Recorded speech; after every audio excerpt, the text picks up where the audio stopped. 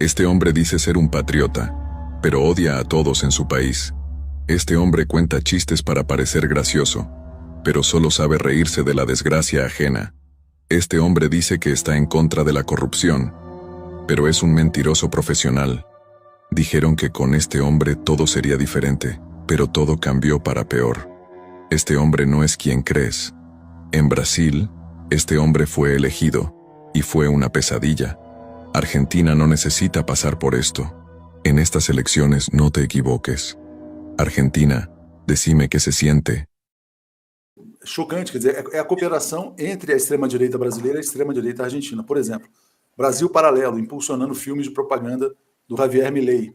E o Eduardo Bolsonaro lá, né? Bolsonaro lá. Rodrigo Constantino participando disso também, que é uma situação realmente... Eles querem pegar uma boquinha, um biquinho no governo da Argentina para se manterem em algum poder e de lá ficarem atirando aqui no Lula, né? Talvez eles queiram um exílio, né? Pode ser isso também. Talvez um exílio. Decime que se siente, quer dizer, é interessante porque eles sempre cantam isso também nos estádios, na Copa do Mundo. Eu fui em alguns jogos da Argentina, na Copa do Brasil, e é muito legal, o grito de guerra dos argentinos. Os argentinos, você acha que tem noção do que pode ocorrer com eles se o Milei for eleito?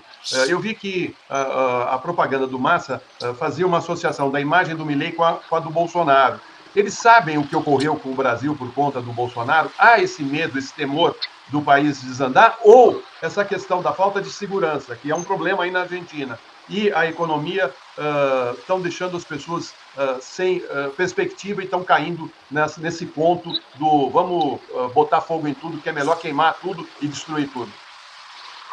Olha, sua pergunta é fundamental. A grande pergunta aqui é, aquele voto no Milei nas primárias foi um voto de puxão de orelha do eleitorado argentino? Ou seja, porque as primárias só definem quem serão os candidatos na corrida eleitoral. Então, eram 27 candidatos, ficaram 5 candidatos. E o Milei, que não aparecia nas pesquisas como terceiro, saiu em primeiro, apesar da pouca diferença para os 2 outros candidatos, Sérgio Massa e Patrícia Bullrich. Então, foi só um puxão de orelhas do eleitorado argentino, ou ele vai ratificar esse voto hoje nas urnas, ou seja, hoje, primeiro turno?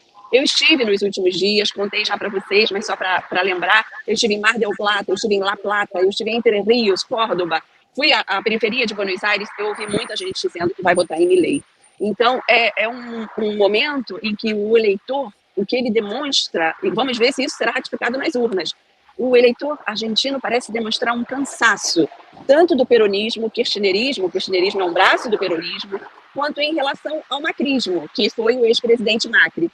Nesse sentido, ontem, por exemplo, tive uma conversa muito interessante com um taxista, é legal a gente ficar conversando com as pessoas, né, para pegar esse termômetro, e ele dizia o seguinte, olha, eu sou peronista, eu vou votar no Massa com convicção, porque eu acredito que ele é que vai resolver a situação argentina. E aí disse assim, sobre Alberto Fernandes, eu vou dizer uma palavra, gente, que em português é uma coisa, em espanhol é outra. E ele disse, pero, ou seja, mas esse tarado é que ele quis dizer, esse bobo, assim, tá, tarado nesse sentido em espanhol, do presidente Alberto Fernandes, não soube comunicar os desafios dele. Então ele falou assim, ainda disse assim, Alberto Fernandes le tocou bailar com la mais feia, ou seja, pegou tudo difícil. Alberto Fernandes pegou a pandemia, herdou uma dívida bilionária que Macri deixou para ele assinada com o Fundo Monetário Internacional, Macri deixou a Argentina pendurada nessa dívida, e a Argentina ainda está tendo ainda uma seca histórica. O país depende da produção do agro e a seca histórica